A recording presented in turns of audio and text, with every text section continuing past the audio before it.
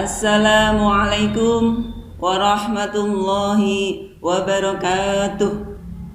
Alhamdulillahirabbil alamin wa bihi nasta'inu ala umuri dunya waddin. Assalatu wassalamu ala asyrafil anbiya'i wal mursalin sayyidina wa maulana Muhammadin wa ala alihi wa sahbihi ajma'in. Amma ba'du. La in syakartum la azidannakum wa la in kafartum inna 'adzaba lasyadid. Al-ayah au kama qala. Yang terhormat para bapak alim wa ulama, wabil khusus dumateng para kiai, ibu nyai, dan juga sami'in sami'at rahimakumullah. Alhamdulillahirabbil alamin. Kita harus memperbanyak syukur kita kepada Allah Subhanahu wa taala yang mana pada hari ini, bulan Ramadan ini kita masih diberi kenikmatan, nikmat Islam, ihsan, iman maupun sehat lahir maupun batin. Alhamdulillah, dalam surat Al-Baqarah diterangkan bahwasanya a'udzubillahi minasyaitonir rajim. Bismillahirrahmanirrahim. Syahrul Ramadan alladzi unzila fihil Qur'an hudan linnas wa bayyinatin minal huda wal furqan. Shadaqallahul adzim. Apa yang terkandung dalam surat Al-Baqarah tersebut? Bahwasanya syahrul Ramadhan, bulan Ramadan itu adalah bulan di mana diturunkannya Al-Qur'an.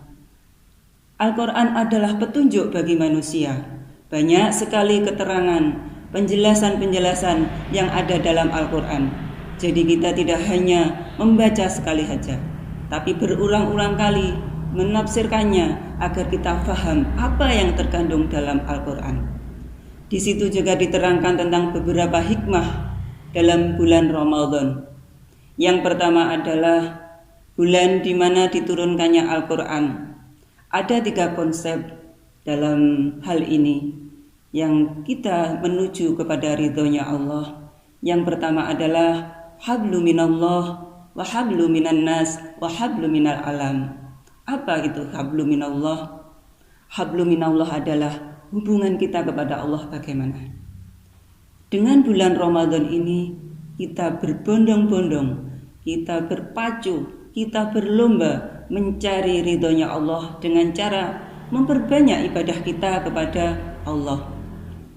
Seandainya dulu kita sholatnya tidak tepat waktu, sekarang kita berusaha untuk tepat waktu. Seandainya dulu kita belum bisa istiqomah dalam surat malam atau tahajud, kita usahakan, kita maksimalkan untuk sholat tersebut.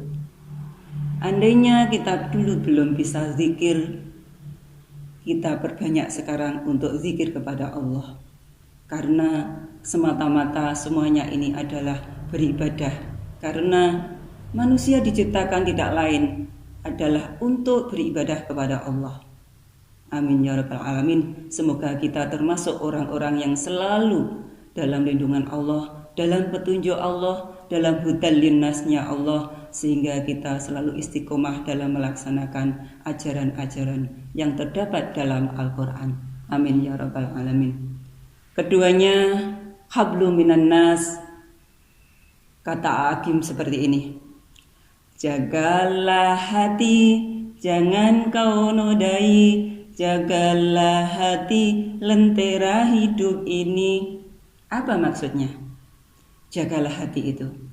Kita disuruh menjaga hati kita, menjaga niat kita, agar segala yang kita lakukan, agar segala yang kita kegiatan yang kita lakukan, semuanya bernilai ibadah. Nanti jangan terjebak, jangan terkejut kalau nanti kita lupa akan niat, rapot kita akan merah semua. Suatu saat nanti di yaumul mahsyar atau yaumul hisab, kalau rapot kita merah semua. Karena apa? Kita lupa akan niat. Sebenarnya kita melakukan kegiatan tersebut dengan ibadah, tapi kita lupa dengannya.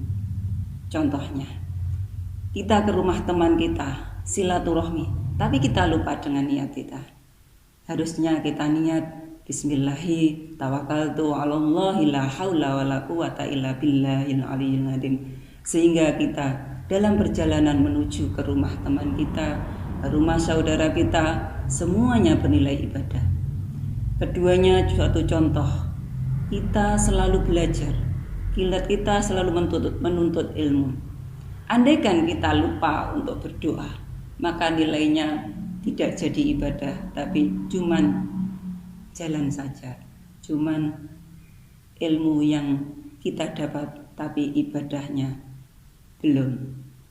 Makanya kita setiap kegiatan, setiap apa yang kita lakukan dalam sehari semalam seumpamanya, minimal itu dalam 24 jam kita niatkan untuk ibadah. Jangan lupa untuk niat, karena kita tidak akan bernilai ibadah kalau kita lupa niat. Sama juga dengan sholat, kalau kita tidak niat maka kita akan cuman teplak-tepluk saja, cuman baca saja, tapi tidak ada nilai ibadahnya. Mudah-mudahan kita dijaga oleh Allah, segala apa yang kita lakukan, segala apa kegiatan yang kita kerjakan bernilai ibadah. Amin ya rabbal alamin. Selanjutnya hablum minal alam, yaitu hablum minal alam itu kita bersyukur. Kita bersyukur kepada Allah setelah menciptakan alam semesta beserta isinya ini untuk fasilitas, untuk sarana prasarana kita menuju ibadah kepada Allah Subhanahu wa taala. Dari 3 konsep tersebut, hablum minallah, hablum minan nas, wa hablum minal alam, semuanya akan berkesinambungan, akan bersinergi sehingga menjadi suatu ibadah semuanya.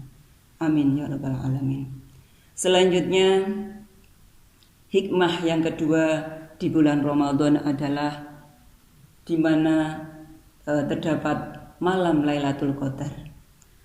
Rasulullah Shallallahu Alaihi Wasallam bersabda, "Lillahi fihi lailatan, lillahi fihi lailatan." Jadi ada satu malam di mana malam itu malam yang diijabah, malam yang penuh berkah, malam yang penuh manfaat. Apa itu?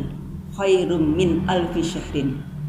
Jadi malam itu adalah khairum min alfi syahrin, malam yang baik dibanding 1000 malam, atau malam yang nilainya seperti 1000 malam. Kalau kita bagi dalam suatu tahun, kurang lebih 83 tahun lebih. Alhamdulillah, mudah-mudahan dengan berduyun-duyunnya kita, berbondong-bondongnya kita menyongsong bulan Ramadan dengan melaksanakan kegiatan ibadah, maka kita ditakdirkan oleh Allah nanti di sepertiga malam terakhir kita mendapat Lailatul Qadar, sehingga apa yang kita lakukan bermanfaat fid dini wa dunya hadal akhirah. Yang ketiga selanjutnya, hikmah daripada bulan Ramadan adalah bulan penuh dengan ampunan. Kita disuruh oleh Allah, dianjurkan oleh Allah untuk selalu berdoa, untuk selalu bermunajat, dan untuk selalu berbuat baik, agar kita terhindar dari suatu apa yang dilarang oleh Allah. Apapun yang kita lakukan, mudah-mudahan mendapat nilai ibadah, sehingga ketika kita melakukan kesalahan, maka di bulan Ramadan ini kita dianjurkan untuk minta ampun. Semalam setutup, ataupun sehari semalam, ataupun setiap hari, ataupun dalam 1 bulan, jangan lupa untuk meminta ampunan kepada Allah. Kita jangan sombong, jangan merasa kita tidak punya salah, karena al-insanu mahal khata' wa nisyan. Manusia tidak luput dari dosa dan kesalahan. Mudah-mudahan kita selalu dijaga oleh Allah. Yang keempat adalah bulan Ramadan ini bulan yang penuh syafaat ataupun pertolongan. Kalau setiap hari kita minta doa, bersolawat kepada Kanjeng Nabi Muhammad Rasulullah SAW untuk mencari syafaatnya. Maka di bulan Ramadan ini Allah juga menyediakan syafaat atau pertolongan, sehingga kita dianjurkan untuk minta syafaat itu dengan cara melaksanakan ibadah, dengan cara melaksanakan segala yang disuruh oleh Allah. Apapun yang dianjurkan oleh Allah, apapun yang dianjurkan dalam Al-Quran sebagai hudal linnas, sebagai petunjuk bagi manusia, kita laksanakan. Mudah-mudahan kita selalu diberi hidayah oleh Allah. Amin ya rabbal alamin. Yang terakhir dari beberapa hikmah dari bulan Ramadan, yaitu di mana bulan Ramadan itu semua setan, semua yang menghalangi kita, semua yang mengganggu kita, yaitu setan, dipenjara oleh Allah, dikerangkeng oleh Allah. Neraka, pintu neraka ditutup oleh Allah, sehingga kita akan leluasa, akan bebas melakukan ibadah, karena gangguan-gangguan ataupun yang menjerat kita dalam hal kejelekan dirangkeng oleh Allah. Pintu neraka pun ditutup oleh Allah dan pintu surga dibuka lebar-lebar. Mudah-mudahan kita selalu diberi nikmat hidayah inayah oleh Allah, sehingga dalam bulan Ramadan ini kita dapat melaksanakan segala macam yang dianjurkan oleh Allah, kenikmatan iman, Islam, ihsan. Amin ya rabbal alamin.